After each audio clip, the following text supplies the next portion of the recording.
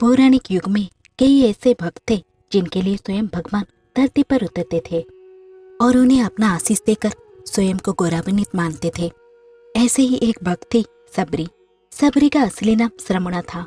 ये भील समुदाय की सबर जाति से संबंध रखती थी। इसी कारण कालांतर में उनका नाम सबरी हुआ। इनके पिता भीलों के मुखिया थे। उन्होंने श्रमणा का विवाह एक भील कुमार से तय कर दिया। लेकिन आदिवासी का एक प्रथा थी, किसी भी अच्छे काम से पहले जानवरों की बलि दी जाती थी। इसी प्रथा को पूरा करने के लिए सबरी के पिता सबरी के विवाह के एक दिन पहले 100 भेड़ बकरियां एक साथ लेकर आए।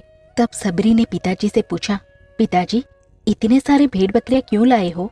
पिताजी ने सबरी से कहा, बिटिया ये हम भेड़ों की प्रथा है, जिसके अनुसार काल प्रातः तुम्हारी विवाह की विधि शुरू करने से पूर्व इन सभी भेड़ बकरियों की बलि दी जाएगी। पिताजी फिर कहते हैं, अच्छा मुझे तुम्हारी विवाह के लिए बहुत काम है, मैं अभी आता हूँ। सबरी अपनी माँ से कहती है, माँ ये कैसी परंपरा है जिसके कारण बेजुबान और निर्दोष जानवरों की हत्या की जाती है? माँ कहती है, बेटी ये प्रथा शुरू से ही चली आ रही है, मेरी विवाह के समय भी ऐसा ही हुआ था। प्रथा के बारे में सुन सबरी को बहुत दुख हुआ। वो पूरी रात उन भेड़ बकरियों के पास बैठी रही और उनसे बातें करती रही। उसके मन में एक ही विचार था कि कैसे वो इन निर्दोष जानवर को बचा पाए। तब सबरी के मन में एक ख्याल आता है। सबरी कहती है, नहीं, मेरे कारण इन निर्दोष पशुओं की बलि नहीं दी जाएगी। मुझे भोर होने से पूर्व ही घर से भागना होगा। मैं भली बात जानती हूँ, अगर एक बार इस तरह मैं अपने विवाह छोड़कर घर से भागूंगी तो कभी इस घर में मुझे वापस आने का मौका नहीं मिलेगा। सबरी के माता पिता गहरी निद्रा में सो रहे थे। सबरी उनको आखिरी बार प्रणाम करके घर से निकल जाती है, जिसके बाद सबरी एक घने जंगल में पहुंच जाती है। सबरी जंगल में भटक रही थी, तभी उसने शिक्षा प्राप्ति के उद्देश्य से कई गुरुवर के आश्रम में दस्तक दी। लेकिन सबरी तुच्छ जाति की थी, इसीलिए उसे सभी ने दुत्कार कर निकाल दिया। एक ब्राह्मण ऋषि ने उसे कहा, तेरी इतनी साहस कि तू हमसे शिक्षा ग्रहण के विचार से आई है। तू एक तुच्छ जाति के भेल कन्या है, इसीलिए हम तुझे शिक्षा देकर स्वयं को पाप का भागीदार नहीं बना सकते। तू अभी के अभी यह आश्रम छोड़कर चली जा, तेरे लिए इस आश्रम में कोई स्थान नहीं है। ऋषिवर की बातों को सुनकर सबरी सात भाव से उन्हें प्रणाम करके वहां से चली जाती है। सबरी भटकती हुई मातंग ऋषि के आश्रम पहुंच जाती है। सबरी कहती है, प्रणाम मुनिवर। मातंग ऋषि कहते हैं, जीते रहो पुत्री, कौन हो तुम? सबरी कहती है, मुनिवर मेरा नाम सबरी है। सबरी अपना परिचय देते हुए कहा, मातंग ऋषि से शिक्षा प्राप्ति की इच्छा व्यक्त की। मातंग ऋषि ने सबरी को अपने गुरुकुल में स्थान दे दिया। अन्य सभी ऋषियों ने मातंग ऋषि का तिरस्कार किया, लेकिन मातंग ऋषि फिर भी अपने कथन से पीछे नहीं हुए। उस दिन से सबरी ने गुरुकुल के सभी आचरणों को आसानी से अपना लिया और दिन रात अपने गुरु के सेवा में लग गई।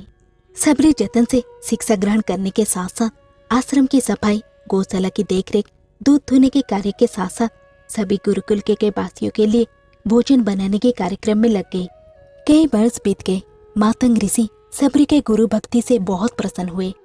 मातंग ऋषि का शरीर दुर्बल हो चुका था, इसलिए उन्होंने एक दिन सबरी को अपने पास बुलाया और कहा, पुत्री मेरा शरीर अब दुर्बल हो चुका है, इसलिए मैं अपने देह यहीं छोड़ना चाहता हूँ। लेकिन उससे पहले मैं तुम्हें आशीर्वाद देना चाहता हूँ। बोलो पुत्री, तुम्हें क्या चाहिए? सबरी कहती है, हे गुरुवर, आप ही मेरी पिता है, मैं आपके कारण ही जीवित हूँ, आप मुझे अपने साथ ही ले जाइए। मातंग ऋषि कहते हैं, नहीं पुत्री, तुम्हें मेरे पास मेरे इस आश्रम का ध्यान रखना है। तुम जैसे गुरुपरायण शिष्य को उसके कर्मों का उचित फल मिलेगा। एक दिन भगवान राम तुमसे यहाँ मिलने आएंगे और उसी दिन तुम्हारा उद्धार होगा, तुम्हें मोक्ष की प्राप्ति होगी। इतना कहकर मातंग ऋषि अपने देह त्याग कर समाधि ले लेते हैं। उसी दिन से सबरी हर रोज प्रातः उठकर बाग जाती, ढेर सारे फल इकट्ठा करती, सुंदर सुंदर फूलों से अपना आश्रम सजाती। सबरी को भगवान राम के आने का कोई निश्चित दिन पता नहीं था। उसे केवल अपने गुरुवर के बात पर यकीन था, इसीलिए वो रोज भगवान राम के इंतजार में समय बिता रही थी। वो रोजाना यही कार्य कर रही थी। एक दिन सबरी आश्रम के पास एक तालाब में जल लाने गई। वहीं पास में एक ऋषि तपस्या में लीन थे। जब उन्होंने सबरी को जल लाते देखा तो उसे अछूत कहकर उस पर एक पत्थर फेंक कर मारा और उसके छोटे से बहते रक्त की बूंद से तालाब का सारा पानी रक्त में बदल गया। ऋषि कहते हैं, तू अछूत के रक्त से इस तालाब का जल अपवित्र हो गया। तूने पाप किया है, तू पापीन है। मेरे कोर्ट से बचना है तो इसी क्षण यहाँ से चली जा। ऋषि के कटु वचन सुनकर सबरी रोते हुए अपने आश्रम में चली गई। उसके जाने के बाद ऋषि फिर से तप करने लगे। उन्होंने बहुत से जतन किए, लेकिन वो तालाब में भरे रक्त को जल नहीं बना पाए। उन्होंने गंगा, यमुना, सभी पवित्र नदियों के जल डाले, लेकिन रक्त जल में नहीं बदला। कई वर्षों बाद जब भगवान राम सीता हरण के बाद उनके खोज में वहाँ आए, तब वहाँ के लोगों ने भगवान राम को बुलाया और आग्रह किया कि वे अपने चरणों के स्पर्श से इस तालाब के रक्त को पुनः जल में बदल दे। ऋषिगण कहते हैं, राम, आप अपने चरण स्पर्श से इस तालाब के रक्त को पुनः जल में बदलने की कृपा करें। भगवान राम कहते हैं, यदि मेरे इस कार्य से आप सबका भला होता है तो मैं ऐसा ही करूंगा ऋषिवर। भगवान राम उनकी बात सुनकर तालाब के रथ को चरण से स्पष्ट करते हैं, लेकिन कुछ नहीं होता है। ऋषि उन्हें जो जो करने को बोलते हैं, भगवान राम वो सब मंत्र उच्चारण करते हैं, लेकिन रक्त जल में नहीं बदलता। तब भगवान राम ऋषि से पूछते हैं, हे ऋषिवर, मुझे इस तालाब का इतिहास बताएं। यह ऐसा क्या गलती हुआ जिस कारण इस तालाब का जल रक्त में बदल गया? राम जी की बात सुनकर ऋषि उन्हें सबरी और तालाब की पूरी कथा बताते हैं और कहते हैं, हे प्रभु राम, ये जल उसी तुच्छ जाति के सबरी के कारण अपवित्र हुआ है। भगवान राम कहते हैं, हे ऋषिवर, ये रक्त तो उस देवी सबरी का नहीं है, ये मेरे हृदय का है, जिसे आपने अपने अपशब्दों से घायल किया है। मुझे देवी सबरी से मिलना है, उन्हें हमारे आने का संदेशा भिजवा दीजिए। तब सबरी को बुलावा भेजा जाता है।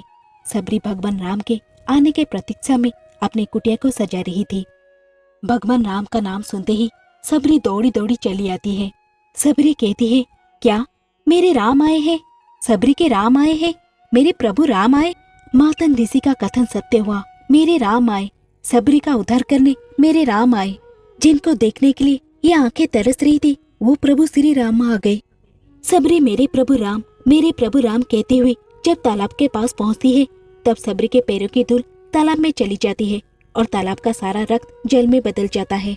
तब भगवान राम कहते हैं, देखिए ऋषिवर, आपके कहने पर मैंने सब किया, लेकिन ये रक्त सबरी के पैरों के धूल से जल में बदल गया।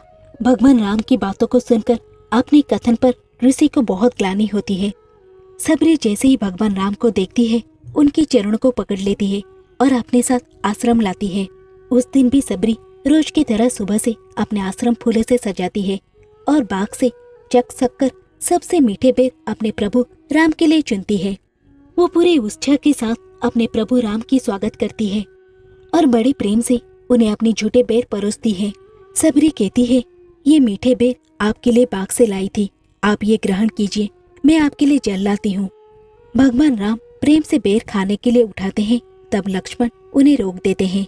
लक्ष्मण कहते हैं, भैया, ये बेर झूठे हैं, इन्होंने ये सभी बेर चख कर आपको दिए हैं।